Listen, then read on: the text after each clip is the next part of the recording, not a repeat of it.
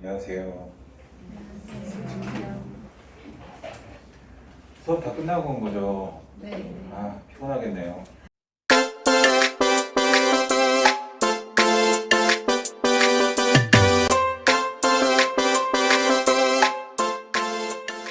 그죠? 아, 몇 시에 등교해요? 8시 조금 안 돼서 몇 시에 보통 집에 가요? 5시. 5시 끝나요? 끝나면 학원 가고 그러나요? 네? 네. 그렇군요. 아, 책은 다 읽어봤네요. 괜찮아요. 다 안 읽었어요. 아, 기사는 좀 보나요? 어때요? 보긴 봐요. 어디서 봐요? 보통? YTN. 아, 주로 방송 뭐 어떤 주제에 좀 관심 있어요? 뉴스는? 정치. 정치? 지지하는 정당 있어요? 네, 그런 거 물어보는 거 아니에요? 예, 있어요. 아, 있어요? 이게 파란색. 아, 있어요? 빨간색이요? 얘는 파란색. 아, 그래요? 둘이 많이 싸우겠는데요, 그럼? 잠깐만, 공지 좀. 아, 네. 끝나고 단체 사진 한 장 찍어야 되고요. 우리 여러분 드린 거 소감문 제출해야 되더라고요. 오늘 저기 남현도 기자님 모시고 장가와의 대화 당신이 된 뒤에야 비로소 알았습니다 라는 주제로 강연해 주시겠습니다. 박수로 맞아주세요. 아, 도서관을 너무 좋아해가지고 이게 좀 오늘 좀 빨리 왔어요. 제가 이게 차가 막힐 것 같아가지고 날이 갑자기 추워져서. 근데 와서 보니까 교보문고 있더라고요, 근방에. 그래서 지하에 내려가서 책도 좀 보다 왔는데 반갑습니다. 저는 기자입니다. 기자는 이미지가 어떤가요? 네, 대충 짐작하겠습니다. 하여튼 기자고요. 주로 이 책 제목에서 짐작하시다시피 제가 한번 해보았습니다잖아요. 뭔가 다 직접 해보고 기사를 쓰는 기자이고, 그러다 보니까 어쩌다 보니 뭐 책도 내고 구독자도 좀 많아지고 해가지고 그러니까 직접 해보는 거는 단순해요. 왜 해볼까요? 직접 해보는 이유는 뭘까요? 내일도 체험이 하나 예정돼 있거든요. 내일은 이제 여러분 집 거실에 뭐가 깔려 있죠? 전기장판. 벌써 세팅해놨어요? 네, 빠르군요. 전체를 깔고 있는 건 뭐죠? 마루요. 네, 내일은 마루노동 하러 인천에 가는데 마루노동이 그렇게 힘들다고 하더라고요. 엄청 빡세대요. 그래서 각오하고 오라 그래가지고 지금 긴장하고 있는데 마침 또 첫눈 오는 날이라고 해서 그러고 있습니다. 어떨까 짐작해보는 거예요. 그 사람의 입장에서 어떨까? 약간 우리가 잘 몰랐던 존재들에 대해서 요즘에 고등학생들은 어떨까? 막 이런 게 궁금하기도 하고요. 요즘에 고등학생들은 어때요? 고등학교 주로 1, 2학년 분들인가요? 어떠세요? 어때요? 요즘에 하루는 어떤가요? 어떻게 지내요? 매일 똑같아요. 매일 똑같아요? 학교, 집. 학원, 집. 학교, 학원, 집 반복. 그 삶은 어때요? 지루해요. 지루해요? 또 다른 감정이 느껴지는 건 있나요? 지루한 거 말고? 아, 난 너무 좋다? 근데 그래도 좋을 때도 있죠. 그렇죠. 어떨 때 좋아요? 동생 만날 때. 동생 만날 때? 좋아요. 이게 전체로 보면은 사실 전반적으로는 지루한 느낌일 텐데 그 안에는 항상 뭔가 좋은 순간도 있는 것 같긴 해요. 질문을 한번 던져볼 텐데 한국 사람이 못 보는 영화가 뭘까요? 영화관에서 못 보는 영화가 뭘까요? 어려운 질문이죠. 한국 사람이 못 보는 영화가 뭘까? 영화관에서. 영화 좋아해요? 엄청 좋아해요. 영화관 가는 것도 좋아하나요? 요즘에 OTT로 많이 보나요? 그래도 영화관에서 보는 맛이 있죠. 뭘까요? 영상 한번 볼까요? 극한 직업이라는 영화 아나요? 네. 네, 이게 재밌는 영화인데 한번 잠깐 보도록 하겠습니다. 여기까지 넘어가요. 제 생각에 넘길게요.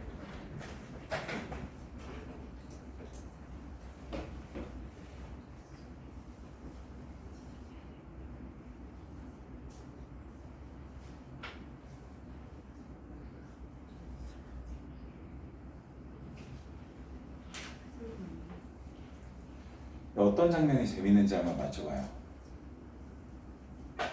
어느 부분이 재밌을까?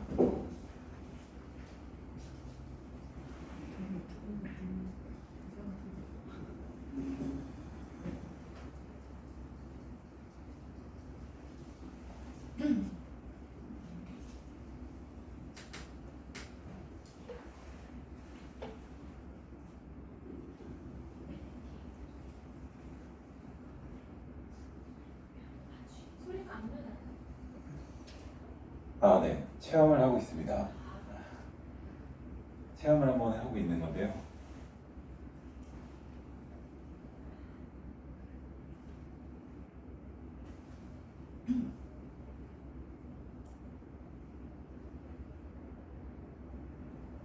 그 관객수 1000만을 넘긴 아주 유명한 이 극한 직업이라는 영화를 이게 처음엔 약간 의아하셨죠? 왜 소리가 안 나오는 걸 가져왔을까?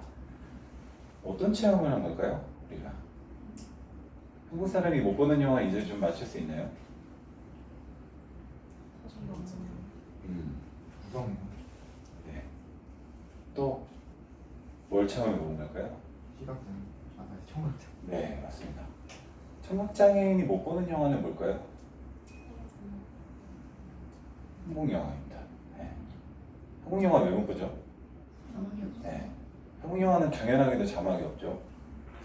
너무 당연하게 생각했는데 생각해보니까 자막이 없어서 이 청각장애인분은 듣지는 못하지만 잘 듣지 못하지만 보는 거는 할 수 있는데 오히려 외국 영화는 자막이 있죠.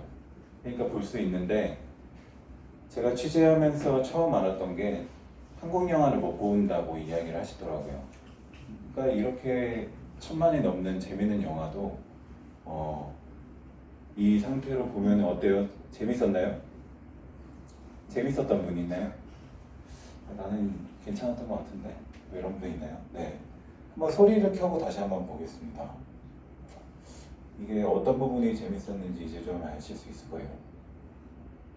제가 봤던 거는 사실 범죄도시 2라는 영화였고 이걸 이제 어떤 상태로 봤냐면 기마개를 하고 귀를 여기 보시는 것처럼 아예 귀를 덮은 다음에 아무것도 안 들리는 상태에서 이제 영화관에서 영화를 본 거죠. 봤는데 제목에서 보시는 것처럼 이게 제일 약간 소외감을 느꼈을 때가 언제였냐면 이것도 되게 웃긴 영화잖아요. 웃긴 영화인데 다들 이제 재밌다고 막 웃는데 이제 저는 왜 웃는지 알지 못할 때 약간 영문을 몰라서 이제 주위를 두리번거릴 때 근데 웃는 건 보이잖아요. 이게 재밌는 부분인가 보다 했는데 그러니까 한국 영화는 당연히 한글 자막이 없는 게 너무 당연한 거라고 생각을 했는데 이것 때문에 즐겁게 보지 못하는 사람도 있구나라는 걸 처음 알게 된 다음에 약간 뒤통수를 맞은 것 같은 기분이 들었던 거죠. 그러니까 너무나 자연스럽게 같이 살아가고 있는 존재들 중에 우리가 당연하게 어떤 부분만 바라보고 있었던 게 아닐까라는 생각이 들었던 거예요. 그래서 여기에 이제 그걸 인식을 알리기 위한 캠페인으로 당신만 즐거웠던 건 아닐까요? 뭐 이런 문구도 있고요. 한국 영화에 한글 자막 들어가면 어떨 것 같으세요? 만약에 영화관에서 가서 봤는데 한글 자막이 들어가 있다. 조금 상관없을 것 같다 하시는 거예요. 네. 네. 조금 불편할 것 같다. 아, 네. 그러니까 이게 의견이 저도 설문조사를 했을 때 좋다고는 상관없다가 76% 정도였고 싫다라는 의견이 24%였습니다. 그래서 근데 이 한글 자막이 그러면은 이게 같이 이제 잘 볼 수 있는 방법이 뭘지에 대한 고민을 같이 해봐야 되는 거죠. 이 청각장애인 분들도 원할 때 영화관에 가서 한국 영화를 볼 수 있게 어떤 게 필요할까? 어떤 게 있으면 좋을까요? 네. 그런 고민이 아직도 제대로 되어 있지 않아서 어떤 날짜에만 딱 정해가지고 다 모아놓고 이날은 같이 볼 수 있는 한글 자막을 띄우고 시각장애인분들을 위한 화면 해설을 띄우고 근데 그거는 원하는 날 가서 볼 수 있는 영화는 아닌 거죠. 그 정해진 날에 내가 될 때만 가능해야만 이제 볼 수 있는 영화입니다.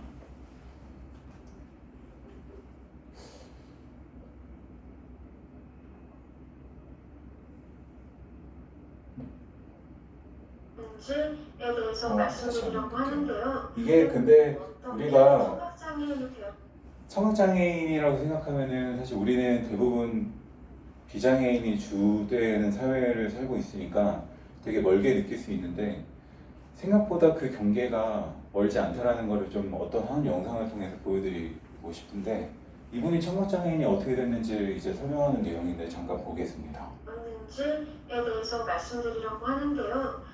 저는 2020년 9월 1일 갑자기 청각장애인이 되었습니다. 그 전날 밤에 뭔가 물에 잠수하고 있는 것 같은 아니면 비행기를 타고 가는 것 같은 그런 먹먹함을 느꼈었거든요. 그래서 일찍 자고 일어났는데 다음날 갑자기 소리가 들리지 않았습니다. 병원에 가서 진단을 받아보니까 돌발성 난청이라고 하더라고요. 그냥 돌발적으로 이유 없이 청력을 소실했다라는 의미인데요. 결국에 회복되지 못한 상태로 장애인이 되었습니다. 네, 어떠세요? 그냥 갑자기 이유 없이 근데 제가 휠체어 테니스 선수 영국에서 이제 되게 잘하시는 분을 인터뷰한 적도 있는데 그분도 뭐라고 하셨냐면 여러분처럼 이제 10대 때 축구하고 돌아와서 집에서 그냥 앉아서 이제 쉬고 있다가 일어나려고 했는데 갑자기 일어나지 못했다. 그냥 어느 날 갑자기 그냥 우연히 누구든 그러면 그 이야기는 누구에게나 그렇게 일어날 수 있다라는 거죠. 되게 생각보다 경계가 멀지 않다라는 거를 굳이 사실 이 영상을 보여드리는 이유는 어떻게 하면은 조금 더 우리의 이야기처럼 느끼게 할까에 대한 고민을 저는 항상 하기 때문에 이런 부분에 대한 고민을 많이 하고 있는 거죠. 그러니까 이게 시각장애인 분들은 그러면 맥주는 또 어떻게 마시고 싶을 때 어떻게 마실까? 한번 이것도 영상 이분 누군지 아시나요 혹시? 네, 원샷 한솔님인데 시각장애인 유튜버시죠?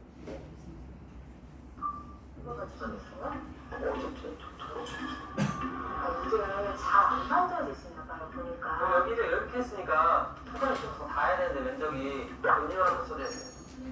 또 다른 거 하나 주고 조금 달라고. 그럼 항상 한사 맥주 캔을 좀 사와봤는데요. 잠시만요. 근데 첫 번째 무조건 여기거든요. 제가 봤을 때. 이거 아니면 이게 X인데요, 영어로. 음력캔에 점자 쓰여 있는 거 아세요? 네, 뭐라고 쓰여 있냐면 뭐라고 쓰여 있죠? 방금 보셨죠? 탄산이라고 쓰여 있습니다. 그러면 점자를 읽을 때 탄산이라고 쓰여 있으면 탄산음료까지인 거는 아는데 그 다음에는 어떻게 골라야 되죠? 고를 방법이 있을까요? 고를 방법이 없죠. 때려야죠. 다 여러 개 사놓고 이건 탄산까지는 읽었는데 그러니까 혼자 가서 이제 뭔가를 고를 수 있다라는 거를 아예 불능하게 만들어 놨어요, 이게. 그러니까 항상 활동보조인이 붙어 다녀야 된다는 이야기예요. 아니면 누군가의 도움을 받아야겠죠. 제가 뭐 예를 들면 제로 코카콜라를 사고 싶은데 여기서 뭔가요? 음료 하나를 살 때마다 그렇게 도움을 받아야 되는 세상이 어떨까요? 그러니까 왜 그렇게 만들어 놨을까? 되게 감수성이 떨어지는 거라고 생각을 하는 거죠. 이런 게 그래서 테라를 많이 사는데 테라를 많이 사는 이유가 뭔지 알아요? 시각장애인들이 여기 보시면은 위에는 맥주라고 쓰여 있고 이 모든 맥주 캔에 다 맥주라고만 쓰여 있는데 테라만 제품 이름이 쓰여 있어요. 유일한 회사더라고요. 맥주 이름을 써놓은. 제가 이것도 취재하면서 알게 돼서 네, 테라 홍보 대사 아니군데 어쨌든 유일하게 제품 이름을 써놓은 게 이거밖에 없더라고요.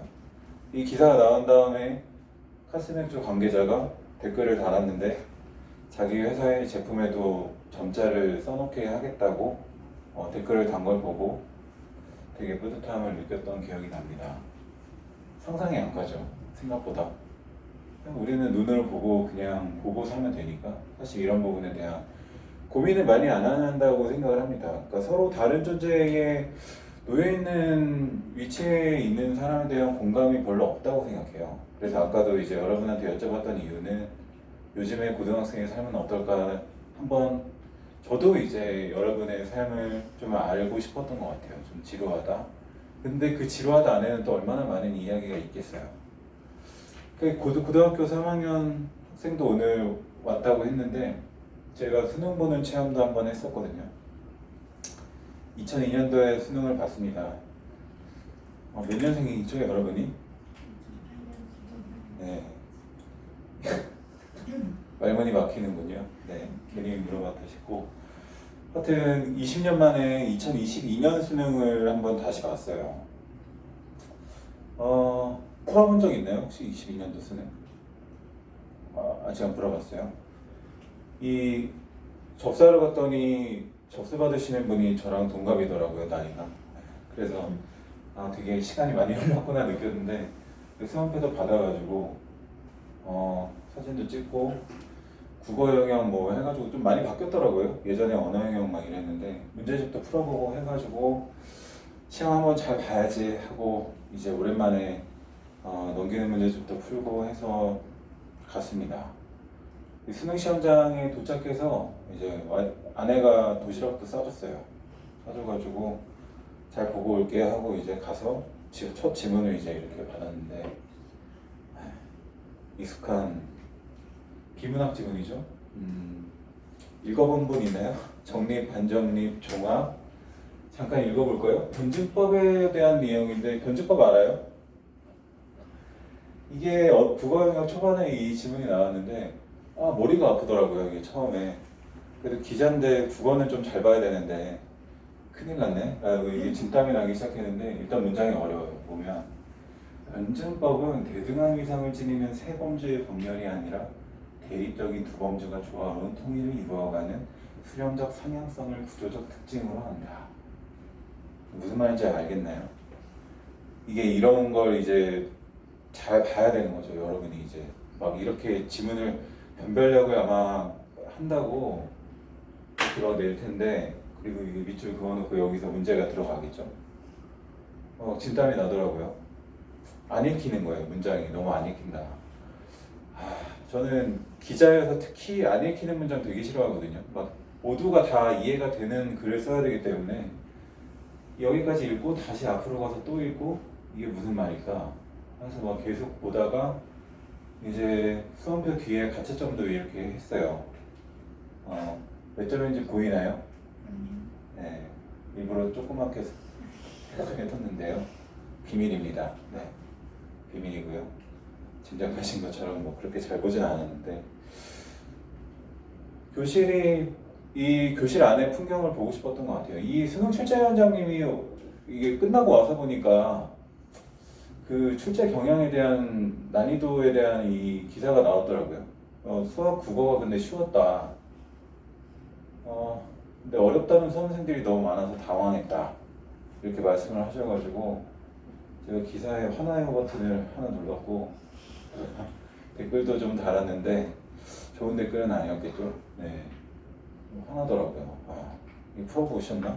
막 생각을 하면서 근데 보시면은 제일 많죠. 화나요 버튼이 4,034개 4,300개 중에 4,034개가 이제 화나요 버튼인데 수험생 입장에서 한번 좀 생각을 해보는 거예요. 이게 항상 저도 그렇지 않았다면 이런 기사를 썼겠죠. 단독 이거 나 혼자 인터뷰했어. 단독 달고 이 출제하는 입장에서 생각을 계속 하고 아니면 평가원 뭐 배치표 난이도가 어땠고 어느 대학교 하려면 뭐 몇 등급이 얼마나 되고 뭐 이런 기사를 썼을 거예요. 근데 제가 이때 바라보고 싶었던 거는 수험생 입장에서의 수능이죠. 그리고 그걸 봤기 때문에 이제 보이는 것들이 있었는데 일단은 이 수험생들이 보였죠. 시험을 보는 수험생들의 이야기가 들렸고 제가 굳이 그 안에 들어가서 늦가기 수험생처럼 수능을 본 덕분에 시험을 보는 뒷모습을 봤어요. 사실 저는 시험을 잘 보고 싶기도 했지만 괜히 욕심나기도 했지만 아까 보신 것처럼 점수는 뭐 역시나 그렇게 나왔고 중요한 거는 이 12년 동안 거의 학창시절을 달려와서 아까 말씀하신 것처럼 학교, 집, 학원 계속 반복되는 삶에서 이제 마무리를 한다라고 하는 그 중압감을 안고 이 시험장 안에 앉아있는 이 수험생들의 뒷모습을 본 거죠. 한 수험생은 밥을 안 먹더라고요. 밥을 안 먹고 그 운동장에 나가길래 제가 따라 나가서 뭐 하나 봤더니 운동장을 계속 빙글빙글 돌고 있었어요. 그래서 짐작을 했죠. 이 시험을 아마 잘 보지 못했나 보다. 원하는 것보다 훨씬 더 잘 보지 못했구나. 이런 것들을 다 기록을 하는 거죠. 우리가 보는 이 시험이 되게 어른들의 입장에서는 되게 오래전 시험이라서 가물가물해졌지만 사실 아침 8시부터 오후 막 5시, 6시까지 시험 보는 것 자체가 되게 힘든 거거든요. 되게 힘들더라고요. 저는 오랜만에 봐서 그런지 차라리 일하는 게 낫겠다. 그건 아닌가요? 그건 아닌 것 같기도 합니다. 네. 어쨌든 비슷하게 좀 되게 힘들었는데 이 공부 어떻게 했었지 싶을 정도로 되게 오랜만에 그 입장이 돼 보니까 참 고생 많구나 이런 이야기를 좀 해주고 싶더라고요. 이게 저희 때는 수능 비중이 되게 높아서 항상 수능이 끝나면은 꼭 자살하는 수험생이 한두 명씩은 꼭 나왔었어요.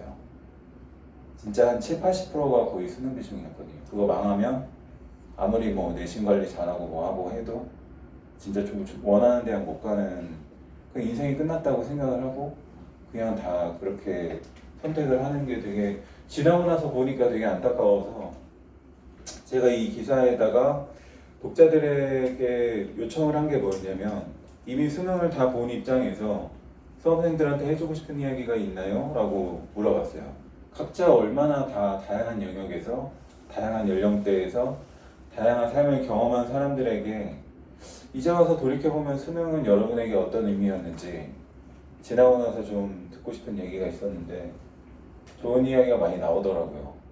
이 이야기를 해주고 싶었던 것 같아요. 고생했잖아요. 고생했는데 이게 결과로 이어지지 않으면 사실 그냥 아무것도 아니다라고 생각을 하는데 이분이 되게 좋은 이야기를 해줬는데 결과랑 상관없이 수능 보기 위해서 쏟은 시간, 지금 쏟고 있는 시간과 노력과 내가 쌓아 올린 것들의 힘은 그 힘은 어디 가지 않고 내 안에 다 남아있다라는 걸 기억해 줬으면 좋겠어요 라고 이야기를 했고요. 이미 말도 못하게 잘하고 애쓴 거다. 이 과정을 거친 것 자체가 너무 대단하고 잘한 거다라는 얘기. 시험 문제를 틀렸다고 틀린 인생을 사는 건 아니니까 12년을 쉼없이 달려온 너에게 잘했다라고 꼭 말해줬으면 좋겠다. 이런 이야기를 저도 해주고 싶었던 것 같아요. 이때는 이게 되게 전부라고 생각했는데 길은 생각보다 되게 많더라고요. 항상 살아가는 길은. 그리고 그 끝에는 되게 시행착오를 거친 것처럼 보여도 다른 길로 또 이어져요. 그 경험이 희한하게. 그래서 저도 제가 유퀴즈에 나온 영상인데 제가 유퀴즈에 나오게 될 줄 몰랐거든요, 사실. 상상해 본 적이 없었던 일이에요. 그냥 뭐 유명한 사람이 나오거나 뭐 연예인이나 이런 사람들이 나오는 프로그램이라고 생각을 했지. 근데 그냥 시종일관 제가 하고 싶었던 거를 계속 좀 쫓아왔던 게 있었고 그 과정에서는 사실 말도 안 되게 다 장애물 같은 것들이 많이 있었는데 어쨌든 지나고 나서 좀 여러분에게 이야기하고 싶은 것들이 있습니다. 각인된 댓글이 하나 있는데 저를 지칭해서 이제 행동하는 또라이라 제가 좋아하는 두 가지 단어가 들어가 있어가지고 또라이라는 단어 좋아하세요? 네, 좀 그래도 남들과 뭔가 다른 약간 좋게 해석을 해서 저도 댓글 달아드리고 싶어요. 또라이 좋아하세요? 완전 좋아합니다. 조또라이 괜찮습니다.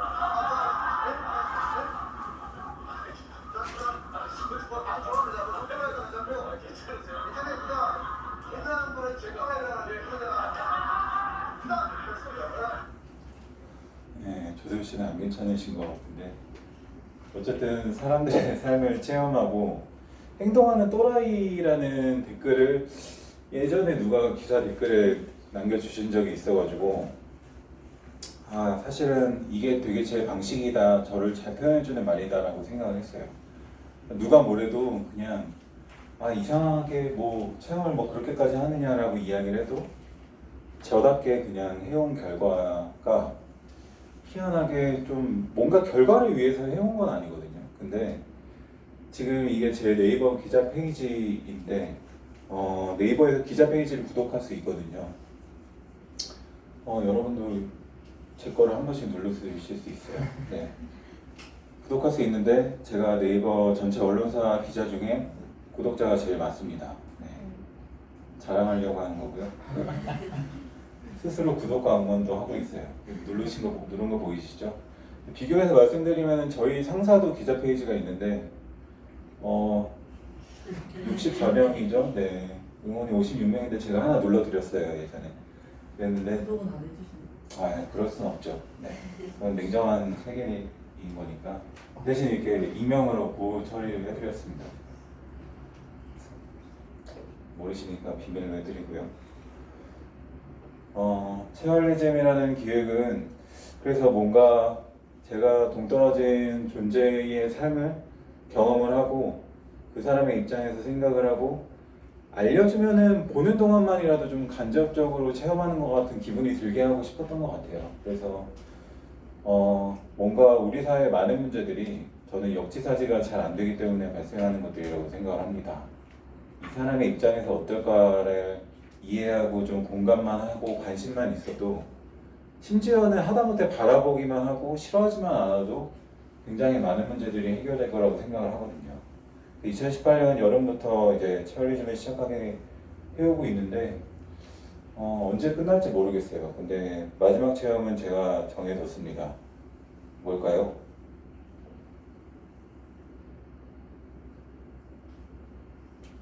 네, 회사 체험이고요.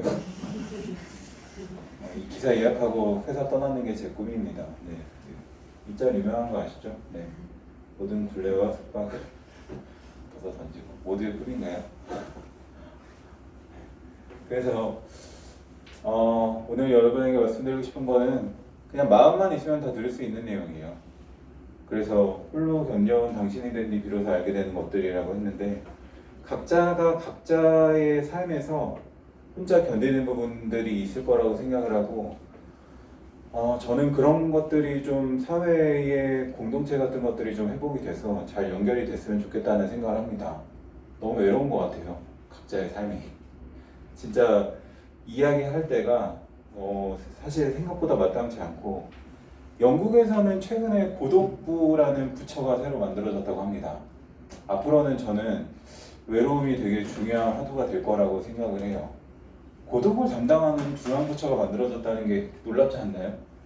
진짜 AI가 이제 어제도 보니까 무슨 서울에서는 새벽을 다니는 자율주행 버스가 이제 운행을 시작했다고 하던데 점점 그런 접점 같은 것들이 줄어들면은 우리의 삶은 어떻게 될까? 연결하고 싶어요. 이 사진도 뭔가를 연결하고 싶어서 시도한 건데 뭘까요? 제가 마라톤에 나갔을 때 찍은 사진인데 마라톤 나가보신 분 있어요 혹시? 진짜요? 이거 뭔지 아시죠 그러면? 뭐죠? 네, 봤어요?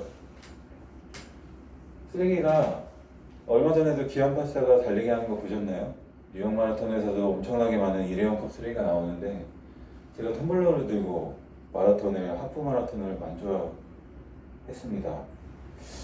텀블러 안 들었으면 더 기록이 좋아졌긴 했을 텐데 어쨌든 이걸 각자가 한 명씩만 들고 있으면 이건 안 나와도 되죠. 사실 엄청나게 많은 컵 쓰레기가 나오는데 이거는 사실 지구와 연결되기 위해서 제가 체험을 하는 거죠. 무심히 넘어갈 수도 있는데 어떻게 할까? 지금 어느 정도로 아픈 상태일까? 어느 정도로 비명을 지르고 있을까에 대한 생각을 하면 우리가 알아야 될 것들이 많지 않을까 생각을 합니다. 약간 10대 때부터 되게 에넬근이 같은 편이었는데 그런 이야기 많이 들었어요. 근데 그 계기가 있었는데 제가 죽을 뻔한 적이 있거든요. 죽을 뻔한 적이 10대 때 죽을 뻔한 적이 언제 있었을까요?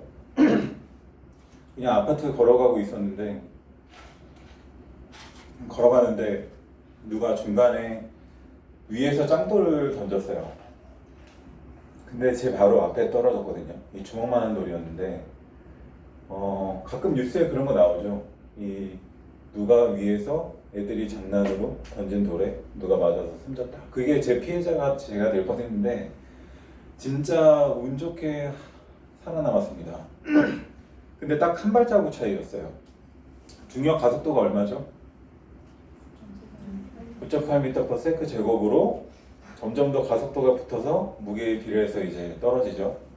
제 머리를 뚫었다면 아마 관통했을 거라고 생각합니다. 그리고 아마 이 자리에 없었을 거예요. 제가 쓰려고 했던 많은 기사들 그리고 하고 싶었던 것들 아무것도 못하게 됐을 거라고 생각을 하는데, 근데 저는 10대 때였으니까 죽음은 되게 멀리 있다고 생각을 항상 했었거든요. 근데 그때 처음 깨달은 거는 죽음과 삶이 그냥 단 한 발자국밖에 안 될 수도 있겠구나. 차이가 경계가 그 정도밖에 안 될 수도 있겠구나라는 생각을 처음 하게 된 것 같아요. 그때부터 삶이 되게 진지해지기 시작했는데 약간 계속 저한테 묻지 않았던 것들을 처음으로 막 묻게 됐는데, 내가 이 세상에 와서 이렇게 허무하게 죽을 수 있다라고 생각을 하면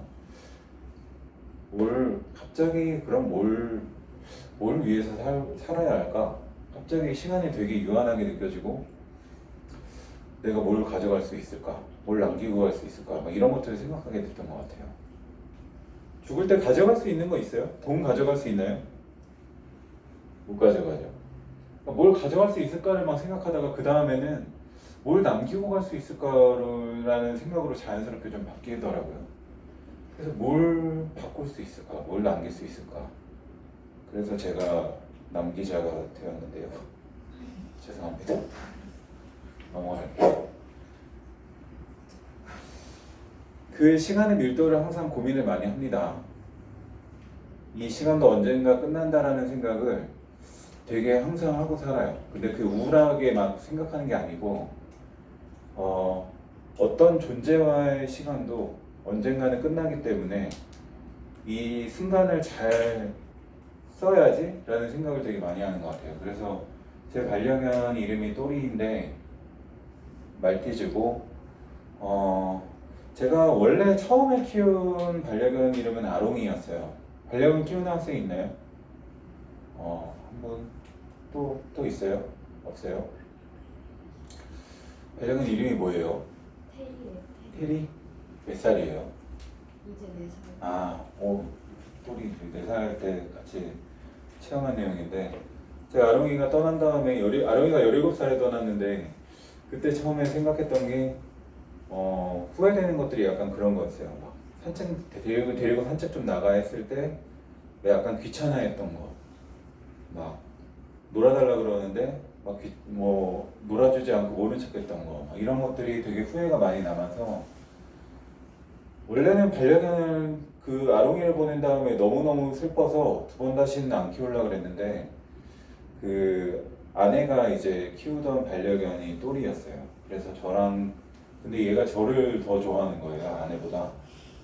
아무래도 17살 아롱이와 놀아준 짬밥이 있기 때문에 제가 놀아주는 방법을 알아서 이제 항상 이렇게 붙어 있어요. 항상 몸 어딘가에 붙어 있고, 이 딸랑이라는 장난감만 있으면 좋다고 이렇게 웃으면서도 하고, 이날은 아예 체험을 뭘 했냐면 얘랑 하루 종일 놀아주는 체험을 했어요. 그 부장이 이상하게 생각하더라고요. 강아지랑 하루 노는 체험을 못하러 하는 거야. 그래서 제가 그건 기사를 보여드리겠다 이야기를 하고 아침부터 그냥 이렇게 했더니 막 좋아서 난리가 난 거야. 항상 아침에 출근하는 형이 갑자기 자기한테 와서 놀자, 내가 오늘은 너를 위해서 하루를 쓸 거야, 이렇게 하니까 막 직립보행을 갑자기 막 하고 하루 종일 진짜 놀았어요. 막 딸랑이 던지고 막 거리고 하고, 너무 지쳐가지고 낮잠 자고 다시 일어나서 수제 간식도 만들어주고 산책도 나갔다가 그렇게 해서 막 저녁까지 노는데도 안 지치더라고요. 4살의 에너지랑 엄청납니다.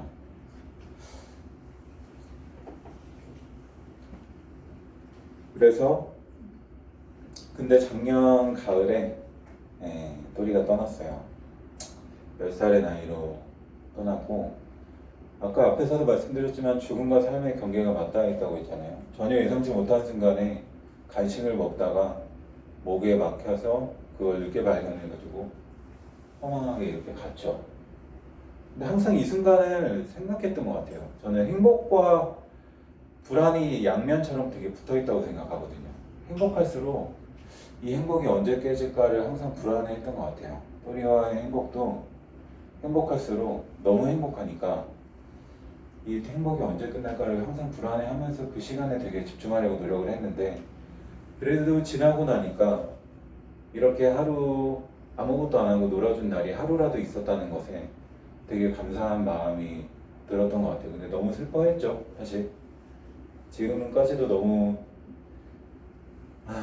거의 한 연차를 일주일 정도 쓴 것 같아요. 나도 아무것도 못하겠더라고요. 그래서 보내고 이 발바닥 도장도 찍고 해가지고 한쪽에 지금 잘 있습니다. 그러니까 기자가 되고 싶었던 것도 뭔가 세상에 뭔가를 남기고 싶었던 것 같아요. 제가 떠나도 제가 남긴 글로 인해서 뭔가가 바뀌어 있다면 그 변화가 계속 이어질 수 있지 않을까. 근데 기자가 된 다음에 여러분도 이제 뭔가가 된 다음에 여러분이 삶에서 하고 싶은 것들이 된 다음에 이제 당연하게도 마주치는 장애물 같은 것들이 있어요. 내 생각과 다른 것들이 너무 많이 보이기 시작하거든요. 기자가 된 다음에 어떤 일이 있었냐면 제 기사를 삭제하는 일이 있었습니다. 만삭 임산부를 밤샘 고발하는 악덕 기업을 고용주를 고발하는 기사를 썼는데 획태가 잘못된 게 하나도 없었거든요. 근데 그 다음날 이제 그 회사의 임원이 찾아와서 저희 데스크랑 뭔가 이야기를 하더니 갑자기 제 기사를 지우더라고요. 기사 지워달라고 온 거겠죠? 그리고 아마도 짐작컨대 뭐 광고 같은 걸 주겠다고 한 뒤 그 대가로 아마 제 기사를 지은 것 같아요. 그리고 나중에 통보를 하더라고요. 제가 그때의 좌절감 같은 게 되게 컸고 이걸 기억해야겠다고 해서 그때에 삭제됐다는 기록을 남겨놨었어요. 그래서 기자가 돼서 기사를 써서 뭔가를 바꾸고 싶다라는 마음으로 계속 그런 동기를 가지고 되게 달려왔는데 이런 일들을 겪었고, 성수동에 가면은 갤러리아 포레라는 건물이 있는데 혹시 아세요? 네.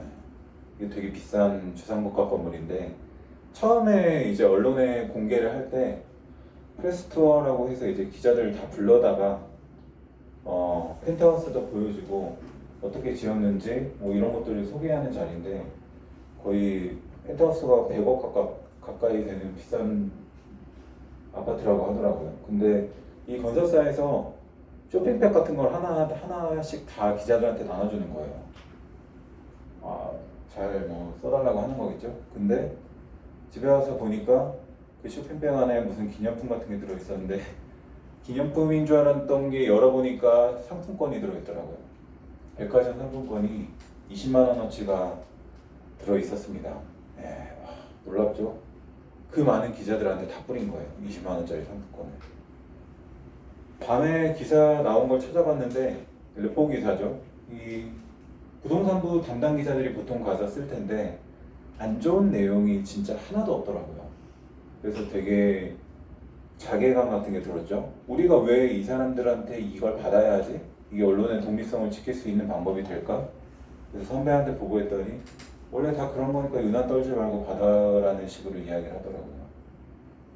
지금은 김영란법 시행돼서 이제 이런 게 좀 없어져서 다행이라고 생각하는데 말도 안 되는 거죠.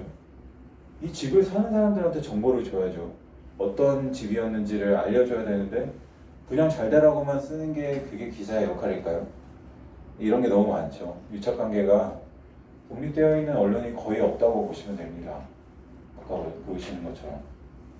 그래서 이런 것들 때문에 되게 실망을 많이 했죠. 그럼에도 불구하고 그 안에서 할 수 있는 걸 찾아야겠다라는 마음으로 기자를 이제 10몇 년 차 정도 지금 계속 하고 있는데, 단순히 보이는 기사 같은 것들의 이면에 관심이 좀 많아요. 그리고 그걸 잘 들여다봐야 된다고 생각하는데, 이런 거 있잖아요. 이런 사건 기사 같은 것도 여러분도 많이 보실 텐데, 세종에서 음주운전 사망사고로 8명이 죽거나 다쳤고 그 중에 1명이 돌아가셨는데 40대 여성입니다. 그러니까 이런 건 다 되게 익명으로 보이거든요. 익명으로 된 것들은 무심히 넘어가기가 쉬워요. 왜냐하면 보이지 않거든요. 박살난 차는 사실 되게 많이 봤고 음주운전 사고 뭐 119 출동한 모습 그리고 팩트만 나열된 것들에는 이 안에 담긴 이 사고에 대한 이야기가 이게 어느 정도 큰 일련의 사건인지에 대한 게 나와 있지 않아요. 짐작 한번 해보는 거죠. 이 40대 여성은 누구였을까? 그러면 이제 관심이 가기 시작하죠. 음주운전 사고로 갑자기 역주행한 차량이 중앙선을 넘어와서 막 돌연 이제 와서 박았는데 어떤 사람일까? 근데 금쪽 같은 내 새끼라는 프로그램 아나요 혹시? 거기에 출연을 했어요. 이 가족이 피해자의 가족이 출연을 했는데 이 학생이 이제 은둔형 외톨이가 돼서 바깥에 나오지 못하게 됐다고 합니다. 어머니의 사고 이후로. 이 단란했던 가족 사진이 이렇게 웃고 어디 놀러 가서 찍은 사진인데 하루아침에 가족이 박살이 났죠. 이 차량 때문에 이 가족의 삶이 한순간에 다 그렇게 된 거고 아버지는 아들 때문에 속상해서 이 프로그램을 신청을 했는데 너무 힘들 때는 그냥 몰래 들어가서 아내의 영정사진을 보고 자식들이 눈치채지 못할 때만 들어가서 몰래 울고 나오고 그래요. 음주운전 사고 한 번이 한 가족에게 미치는 영향과 이 가족들, 지인들에게 미치는 영향 같은 것들 이런 것들이 그냥 이렇게 보면 스트레이트 기사 하나인데 그 이면을 들여다보면 되게 많은 이야기들이 있어요. 이런 것들에 관심이 되게 많거든요. 보이는 것만 대부분 보는 것 같아요. 내 눈에 보이는 거 그리고 내가 알고 있는 범위 안에서 짐작하는 거. 왜 저럴까? 진지하게 물어보지 않죠. 이건 뭐죠? 본 적 있나요? 시위하는 모습이죠. 누구죠? 장애인들이 여기서 왜 시위할까요? 지하철역에 나와서 시위하고 있는데 궁금해 해본 적 있어요? 이 사람들 왜 나와서 이럴까? 기사 나가면 사람들이 욕해요. 전장현이라고 하거든요. 전국 장애인 차별 철폐한대인데 차별 좀 철폐해달라. 이동권 좀 보장해달라는 얘기인데 왜 출근길에 나와서 우리 출근길을 방해해서 지각하게 만드냐고 정신이 장애인자들이다라는 이 댓글에 이 폭력적인 댓글에 추천이 33개나 달렸고 댓글로 올라옵니다. 왜 그러냐면 내 입장에서 보면 이 사람들은 피해를 주는 사람들이죠. 근데 이 사람들은 우리와 같이 살아가는 사람들이고 이 사람들이 왜 여기에 나와서 이렇게 시위를 할까에 대한 의문을 제기하는 사람은 거의 없어요. 사실. 그렇기 때문에 세상이 바뀌지 않는 거죠. 관심이 없으니까. 저는 이 지체장애인분들을 취재한 적이 있었는데 그 수석기자 때 뵈러 가서 이제 어떤 것들이 바뀌었으면 좋겠냐고 이제 인터뷰를 다 했는데 이분이 뭐라고 하셨냐면 이런저런 얘기를 막 열심히 하시다가 마지막에는 기자님 그런데 저는 솔직히 기대하지 않고 저희 같은 장애인들은 한 군데 다 모아놓고 안락사나 시켰으면 좋겠어요 라고 이야기를 하더라고요. 안 바뀔 거라고 생각을 하는 거예요.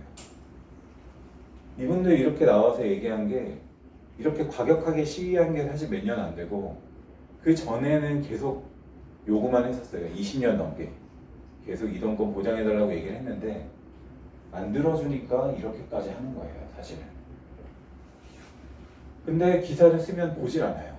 이게 저의 장애물이었어요. 가장 큰 장애물은 중요하다고 생각해서 쓰는데 이슈가 아니면 보질 않는다. 이게 제일 큰 관심이 제일 큰 문제였죠. 네. 정우성이 뭐 숨겨둔 아들이 있다. 이거 쓰면은 지금 제가 제 노트북으로 한번 써볼까요? 조회수 얼마나 나오는지. 5분이면 쓰거든요. 조회수 제가 2주 동안 취재한 것보다 훨씬 많이 나와요. 이게 현실입니다. 숨겨둔 아들. 그걸 예측한 뭐 누리꾼 뭐 일주일 성지순례 왔습니다. 막 뭐 쓰고 결혼 안 하는데 어쩌고 저쩌고 미치겠습니다. 근데 같이 살아가는 존재에 대한 이야기는 보시면 장애인 문제 관련돼서 썼는데 공감도 없고 댓글도 없어요. 이 무관심한 기사를 꾸역꾸역 3개나 쓰고 다 썼다 했는데 아무도 안 보는 건 이건 내 일기장에 쓰는 것과 뭐가 다를까? 자괴감이 들기 시작하더라고요. 이게 무슨 의미가 있을까? 그래서 고민을 하다가 이게 실제로 1년 동안 가장 많이 본 기사 1위를 한국 기자협회에서 조사한 적이 있는데 뭐였을까요? 2021년 통계인데 이거고요. 송정국이 이현우 자연인처럼 이렇게 살고 있다. 산속에서 약촉한다가 이게 1등이었습니다. 1위부터 50위까지 조사한 것도 있어요. 이게 아까 방금 그게 213만 클릭이 나왔고 다른 거 보면은 제목만 이렇게 쭉 보시면은 굉장히 다 자극적이죠. 이게 왜 쉬는 소리? 여기자야. 어쩌고 저쩌고. 한혜진은 코로나 확진도 후유증을 벗어. 대구 상간미역 결혼식 습격사건. 유부남 배우가 성관계고. 이게 디지털 환경에 아주 큰 폐해인데 굉장히 걱정되는 부분이고 문제는 지금도 계속 점점 더 심해졌지 나아지고 있는 게 없다라는 거죠. 그 안에서 이제 발악을 하고 있는 건데 고민이에요. 어떻게 하면은 제가 중요하다고 생각하는 내용들을 재밌게 고개끔 전달할 수 있을까, 닿게 할 수 있을까가 되게 좀 고민이 됐죠. 장강명 작가님은 동아일보 선배신데 이 언론에 대한 이야기도 가끔 하세요. 원인을 이야기했는데 스마트폰이라는 디바이스가 뉴스를 보여주는 방식이 어디서 보시죠? 스마트폰에 종이신문으로 신문 보시는 분 있어요? 기사? 나는 종이신문 구독한다. 매일 보나요? 신문을? 중학교 때까지 매일 보는데 요새는 안 보시고 신문은 와요 그래도? 요새도 보긴 하는데 매일 보진 네. 한 명이잖아요. 네. 이게 현실이 됐고 나머지는 다 어디서 보시죠? 핸드폰으로 네. 핸드폰 어디서 보세요? 주로? 유튜브나 아니면 네이버 하루에 몇 분 정도 쓸까요? 기사 보는데. 나는 기사가 제일 재밌다. 그래서 유튜브보다 더 많이 보는 것 같다 하시는 분 있어요? 없죠. 걱정인데 현실이 됐습니다. 다 이 페이지 안에서 볼 거예요. 거의. 아니면 추천해주는 알고리즘이 띄워주는 걸 보거나 저희 회사 이 페이지 화면인데 전체 기사 중에 들어가는 게 6개밖에 없고요. 이 6칸 안에 들어가지 않으면 사실상 독자에게 닿을 방법이 없다고 생각을 하시면 돼요. 그러니까 여러분이 하실 일은 이 프레임 바깥에 있는 기사들 중에 중요한 게 어떤 게 있을까를 지금 시대에서는 능동적으로 찾지 않으면 그냥 주어지는 대로 받아먹는 바보가 되기가 쉬워요. 모든 게 다 그래요. 알고리즘은 편리하지만 그 안에 사고 체계를 내가 좋아하는 거 뭐 하나 무심히 하나 누르면은 관련한 영상 엄청나게 뜨는 거 많이 보시죠? 릴스 쇼츠도 마찬가지죠. 이 바깥에 있는 거 중에 내가 못 본 게 뭐가 있을까를 스스로 되게 적극적으로 생각해야 되는 시대가 됐다고 생각해요. 오히려 AI 시대의 폐해라고 생각을 하거든요. 계속 추천해줘요. 심지어 뭐 대화하는 것까지 듣는다면서요, 스마트폰이. 그래서 막 광고도 막 띄운다고 하는데 이 안에 못 들어가니까 제 스트레스는 뭐냐면 취재를 아무리 열심히 하고 기사를 써도 이 안에 넣어달라고 이제 편집자한테 기사가 나갈 때마다 부탁을 해요. 막 기프티콘 선물도 합니다. 심지어 좀 오래 걸어주세요 선배. 이게 뭐 근데 편집자 입장에서는 뭐죠?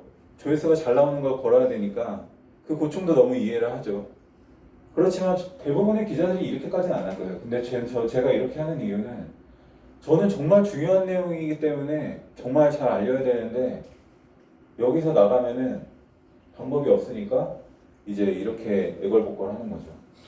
그래서 조금 더 멀어주시긴 해요. 근데 편집자의 입장도 이해를 하죠. 조회수가 잘 나와야 되니까 눈치를 봐야 되잖아요. 항상 모든 일을 할 때 장애물을 맞닥뜨렸을 때의 선택지는 두 가지인 것 같아요. 어쩔 수 없다. 이거는 내가 해봤지만 어쩔 수 없는 부분이 있고, 실제로 뭐 그만두는 용기도 저는 필요하다고 생각을 하는데, 그 기사를 안 봤을 때 좌절감을 좀 이기고 싶었던 거는 이런 부분이었던 거고, 안 보면 이유가 있지 않을까라는 생각을 했고, 보게 하고 싶다라는 마음이 들었습니다.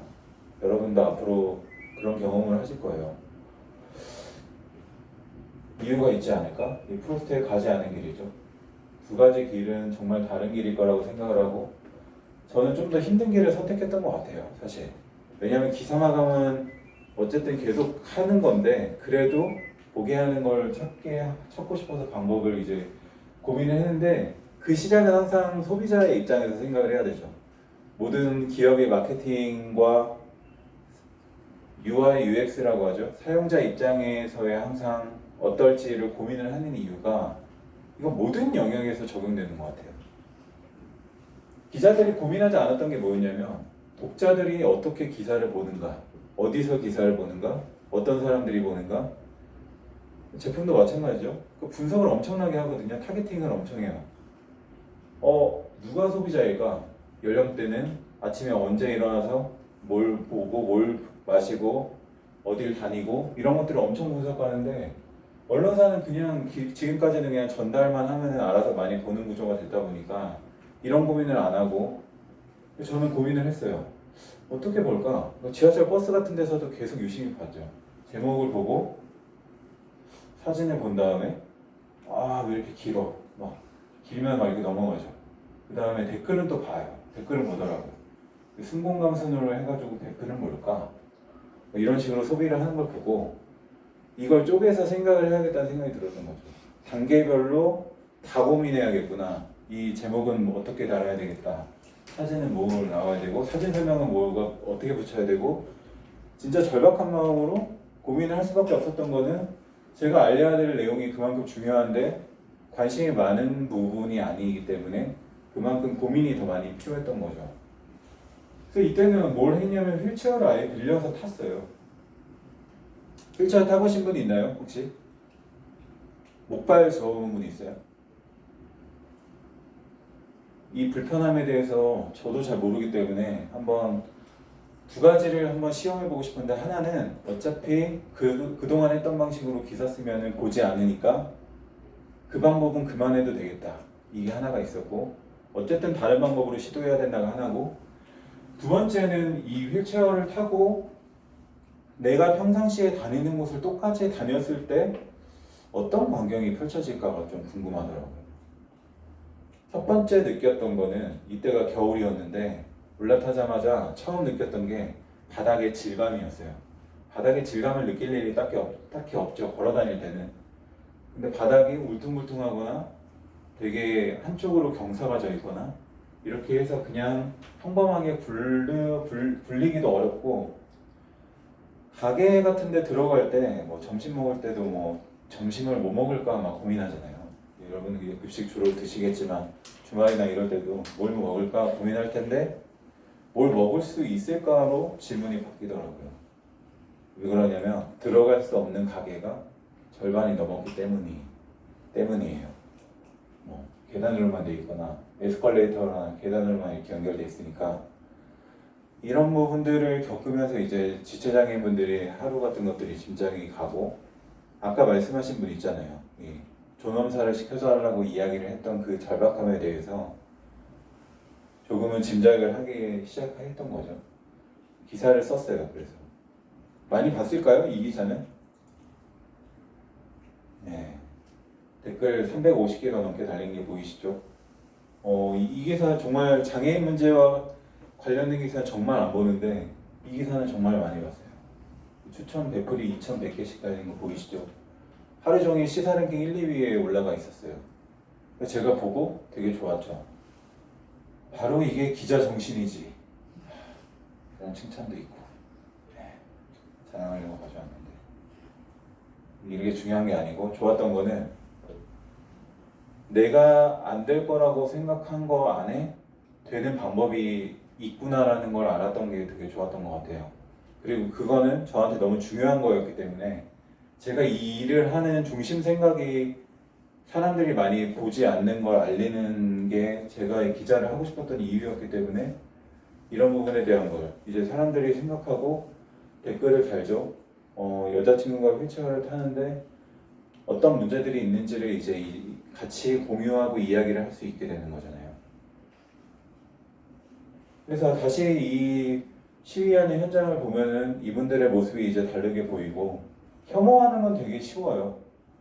뭐라고 이야기하면 쉽게 판단을 하고 이 사람들의 삶이 하루가 어떨지에 대한 거를 되게 깊게 생각하지 않고 그냥 나를 단지 불편하게 했다는 이유만으로 쉽게 판단하고 이야기를 하죠.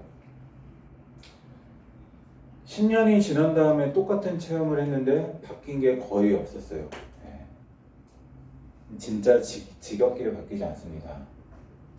이 여전히 장애물 같은 거 여기는 진짜 자주 가던 가게였는데 오랜만에 휠체어를 다시 타고 가보니까 들어갈 수 없는 곳이었구나라는 걸 처음 깨닫게 됐어요. 들어가는 길목이 이렇게 데크로 나무 데크로 되어 있더라고요. 아예 들어갈 수 없는 구조로 되어 있었어요. 그렇게 자주 갔는데 이거 장애인 화장실이거든요. 1시간 동안 찾았어요. 화장실이 안 보여가지고 거의 지도가 필요하다는 생각이 들더라고요. 이게 화장실을 어느 건물에 장애인 화장실이 있는지 몰라서 그리고 화장실도 마련했는데 들어갈 수 없는 경우도 많아서 여기 겨우 찾았는데 갔더니 문이 안 열리더라고요. 진짜 오줌바가 터질 것 같은데 문이 안 열려서 전화했어요. 관리실에 전화했더니 열린 버튼과 닫힌 버튼을 동시에 누르면 문이 열린다는 거예요. 이게 무슨 창조적인 생각인가? 근데 진짜 눌렀더니 열리더라고요. 보물창고 같이 감탄을 했습니다. 이렇게 만들어 놨습니다. 전혀 장애인 입장에 생각이 안 되는 거죠. 몰라서 그래요. 저는 몰라서 그렇다라고 믿고 있습니다. 불편한 게 얼마나 불편한지 모르기 때문에 관심이 없는 거예요. 여성들의 속옷 문제와 관련해서 그게 얼마나 불편한지에 대해서 제가 관심이 없었던 것처럼 생각해 본 적 있나요? 남학생 중에 여성들이 속옷을 입는 게 얼마나 불편할까 생각해 본 학생이 있어요? 브래지어 입어본 학생 있나요? 남학생 중에? 안방에서 몰래 입어본 적 있다. 나중에 조용히 얘기해줘도 괜찮아요. 근데 관련해서 이런 주제로 기사가 나오면 왜 이렇게 남성들이 댓글을 많이 다는지 모르겠는데 83%가 남성이에요. 그 30, 40대, 50대 남성들이 왜 여성들이 자유를 입고 싶다는데 굳이 이렇게 와서 댓글을 달까? 3,400개. 누구라고 검색을 하면 왜 청소년에게 노출하기 부적합한 검색 결과라고 나올까? 이런 것들에 대해서 생각을 해보게 하는 게 제 역할인 거죠. 어떤 방식으로 하느냐? 저는 입어보는 방식으로 했습니다. 36살에 이제 브래지어를 입는 체험을 처음 했고요. 맞는 게 없어서 속옷 가게를 많이 돌아다녔는데 한 3군데 다니고 겨우 찾았어요. 처음에는 선물하시려고요? 이래가지고 선물이 아니라 제가 입으려고 왔는데요 하니까 이상하게 봐서 취지를 설명을 하고 이제 겨우 구했는데 첫날에 이제 청계천을 입고 걸어 다녔는데 첫날에 이제 보호색으로 같은 색깔의 티셔츠를 입고 다녔는데 가슴에 뭔가가 얹어진다는 답답함을 처음 느껴봤어요. 이 남학생들은 공감을 할 텐데 답답한 게 뭔가 가슴에 얹어져 본 적이 없잖아요, 사실. 근데 처음 이제 생각했던 것보다 더 불편하더라고요, 저는. 그래서 압박하고 와이어라는 이 철사 같은 거가 막 이제 명치를 자꾸 누르고 막 이래가지고 체했어요. 점심 먹다가 체해서 두통이 계속 와가지고 집에 가서 벗어 던져버리고 두통약이랑 소화제를 먹었는데 땀이 이게 차가지고 마르지도 않고 되게 불편하구나 라는 생각을 하고 입고 싶지 않다고 생각했는데 다음날 이제 또 하루를 또 입었습니다. 다음날에는 이제 흰 티셔츠에다가 이제 브레이저를 입었죠. 더 잘 보이게. 그랬더니 지하철에서 사람들이 많이 쳐다보더라고요. 이제 가슴을 쳐다보고 위아래로 풀고 이제 다시 의심하듯이 쳐다보고 이랬는데 아내랑 나눈 대화이고요. 비주얼 쇼크다 막 이래도 아내가 그렇게까지 하지 말라고 저한테 우리 집은 그렇게 어렵지 않으니까 제발 이상한 거 좀 하지 말라고 이야기를 저한테 많이 하거든요. 근데 해봐서 알게 된 것들이 많아요. 이게 왜 그렇게 이야기를 하는구나. 예전에 FX 고 설리 씨 기억나나요? 세상을 떠난 지가 좀 됐는데 그분이 이제 브레이저를 입지 않고 홀가분하게 다니는, 근데 홀가분하다라고 생각을 한 게 이 체험을 하고 난 다음부터는 그 사진을 보는데 되게 편해 보이더라고요. 편해 보인다라는 생각을 이 체험을 한 다음부터는 이 속옷에 대한 생각이 좀 그렇게 바뀌었습니다. 그래서 그렇게 기사를 쓰기도 했었고요. 알리는 거죠. 네, 기록을 해서 알리고 같은 장 안에서 이 주제에 대해서 생각해보게 하는 게, 그러니까 논쟁이 붙어도 좋아요, 저는. 왜냐하면 그게 되게 건강한 방식이라고 생각을 하거든요. 모든 사람이 똑같은 의견을 내는 게 더 이상한 거예요. 다 다른데 어떻게 다 똑같은 의견을 내겠어요. 근데 어쨌든 지금 한 주제에 대해서 생각을 하고 바라보면 관심이 생기고 이런 느낌이다라는 거 알려주고 그러면 그랬겠구나라고 공감을 하는 게 모든 문제 해결의 시작이고, 갈등을 부추기는 게 아니라 연결되려면 상대방의 입장에서 알아야 되거든요. 이게. 그래서 에필로그에는 이렇게 썼죠. 나중에 딸 낳으면 딸이랑 이런 얘기를 나누는 날이 왔으면 좋겠다고 썼는데 그 무렵에는 요즘에 누가 그거 답답해서 안 해요? 우리는 잘 안 하는데? 그냥 있고 싶은 사람만 있는데? 뭐 이렇게 이야기할 수 있는 세상이 왔으면 좋겠다. 그 첫 단추는 누군가는 끼워야 된다는 거죠. 그런 역할을 하고 싶은 거죠. 그래서 주로 사람들의 관심이 좀 덜한 부분에 가장자리 이야기를 좀 많이 하고 있고, 시각장애인 체험 같은 경우도 벚꽃 축제에 가는 체험을 했었는데요. 눈을 감고 왔어요. 예. 앞을 아예 못 보는 상태에서 벚꽃을 본다는 게 상상이 잘 안 되죠. 시각장애인분도 벚꽃 축제에 가고 싶을까요? 어떻게 생각해요? 한번 짐작을 해볼까요? 시각장애인도 가고 싶을까? 보지 않아도? 보지 못해도? 가고 싶다고 하더라고요. 바깥에 나와서 봄바람 느낌도 받고 냄새도 나고 사람들 즐거워하는 소리도 듣고 이런 게 다 꽃놀이를 즐기는 방법인데 연습을 되게 오래 했어요. 집에서도 막 이제 눈 감고 흰지팡이 짚는 연습부터 시작해가지고 거의 한 달을 연습한 다음에 나갔는데 거의 동네를 나가자마자 버스 타는 데서부터 아무것도 할 수가 없더라고요. 버스가 안내는 계속 들리는데 몇 번 버스가 잠시 후에 도착합니다라는 안내는 들리는데 이 버스가 제 앞에 섰는지 안 섰는지를 모르겠는 거예요. 한번 버스 정류장 가서 눈 감고 잠깐만 앉아 있어 보세요. 그러면은 몰라요 이게. 그래서 한 2-30분 앉아 있다가 너무 추워가지고 이제 기사님한테 보이지 않는 대상에게 뭐 물어보기 시작한 거죠.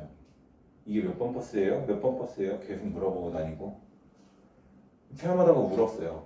나중에 오후에 진짜 말도 안 되게 만들어 놓은 세상이구나 라는 걸 깨닫고 진짜 너무 몰랐구나 라는 생각을 하면서 늦은 오후에 늦은 밥을 먹다가 이제 울었는데, 가장자리보다 더 심한 가장자리도 있습니다. 장애인 중에 제일 소수인 장애인이 누군지 알아요? 혹시? 아까 이야기한 지체장애인 분들은 그나마 집단 행동이라도 하죠. 지하철역에 나와서 바꿔달라고 이야기라도 하는데 그것조차도 이야기하지 못하는 사람이 누굴까요? 장애인 중에 수가 제일 적은 장애인 누굴까요?